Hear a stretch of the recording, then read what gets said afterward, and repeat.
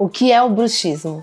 É o ato de ranger os dentes, é também considerado um distúrbio do sono, é um hábito parafuncional. A causa é neurológica, está muito relacionada ao estilo de vida desse paciente. Quais são os pacientes mais suscetíveis ao bruxismo? São pacientes ansiosos, pacientes que sofrem de insônia, pacientes que fazem uso de medicação psicotrópica, atletas de alta performance e até mesmo os amadores. Quais são os sinais e sintomas do bruxismo na cavidade bucal? Normalmente o paciente apresenta sensibilidade generalizada nos dentes, desgaste excessivo, trincas de esmalte, retração gengival, expondo raiz de dente, dores na articulação temporomandibular, dores de cabeça, dores até mesmo na coluna e pode levar até fratura do elemento. Como podemos minimizar essas consequências? Através de placas rígidas lisas, através de toxina botulínica, o botox como um tratamento coadjuvante e muitas vezes encaminhar esse paciente para outros especialistas da área da saúde.